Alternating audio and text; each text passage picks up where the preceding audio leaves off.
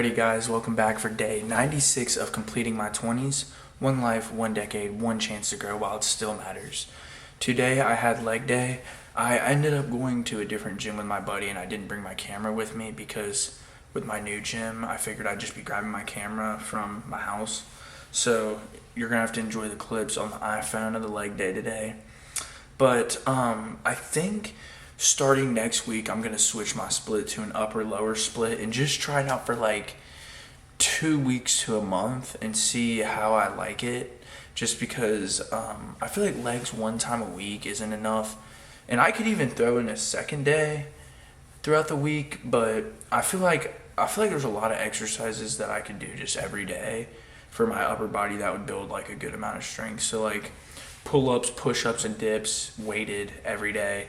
And then like incline Smith for chest. These are just a few examples. Hammer curls for biceps, and then straight bar curls, and then overhead press, and then push downs for arms.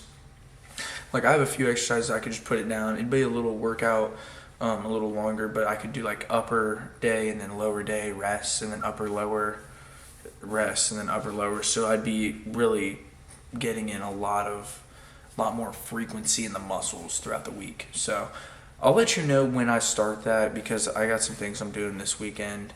I'm gonna finish out my split. I got shoulders and arms left, and then I also want to write down all the workouts I'm gonna do, and then I'm gonna do that on video and share that with you guys.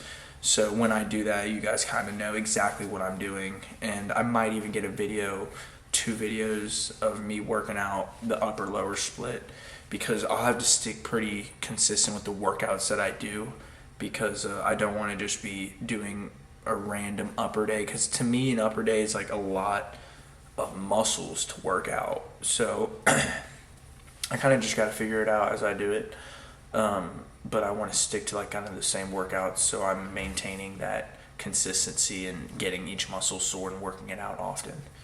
So yeah, that's one thing I wanted to talk about. And then another thing I wanted to talk about, so I was watching this video earlier, and I'm sure all of you guys have heard of Robert Greene. He's wrote a ton of books. And I was just kind of watching this summary on the 33 strategies of war. And I just find a lot of this information very useful, and just I like it. Like I enjoy learning about this. Like when you're in school, I always thought like I didn't like learning, but I really realized it was just the things that I was learning I really didn't like. But like if they taught me a lot more philosophy in history class, I think I would have been a lot more interested in Greek mythology and things like that. And yeah, just there's architecture, which I know you can't really learn that till like after, but like they could have dabbled a little bit in stuff that I just would have caught my attention a lot more. So anyways, I was watching these, and pretty much if you want to know all the details of this, it's a great book to read. You can go and get it, The 33 Strategies of War by Robert Greene.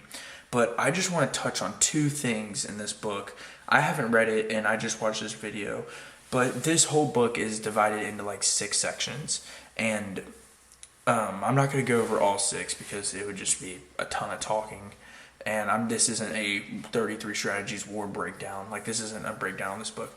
This is just what I wanted to take away from just these 6 topics that he talked about, and touch on those and kind of show how I can relate, how we can relate, and use it as useful information. So they kind of go together. And one of them is elevate yourself above the battlefield and spiritualize your warfare.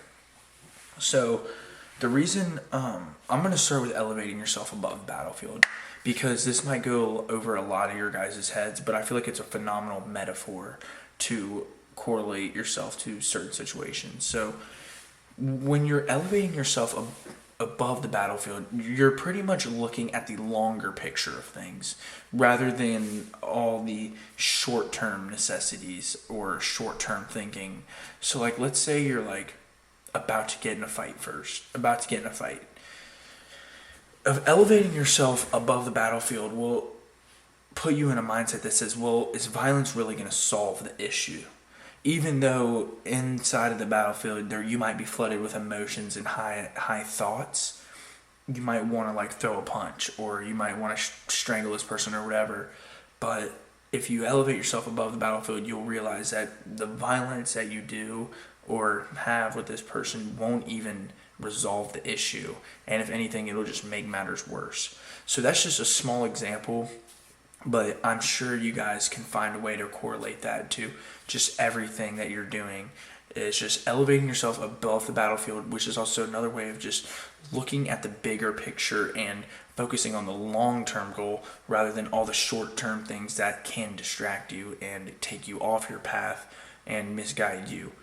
And so part of that is spiritualizing your warfare. So it makes make your losses actually hurt you, because then it'll make you want to prioritize them and not do that. Even if it's something small, like making your bed, you should be happy about that, or happy about all your accomplishments and things that you do, because anything small or big, if you're hard on yourself, then you'll continue to push yourself to do better, rather than if you keep telling yourself, oh, it's okay if I sleep in, or oh, it's okay if I don't make my bed, or it's okay if I skip work or skip this workout. There's no emotion there. You're just doing it for no actual reason. That's why you need to spiritualize it and actually connect yourself with the personal growth, because then you'll be able to elevate yourself and continue reaching the goals and things that you want to do. So thank you guys for tuning in for day 96 of completing my 20s. That's kind of what I wanted to talk about today. So you guys have a good day and a good night, and I'll catch you guys tomorrow for day 97.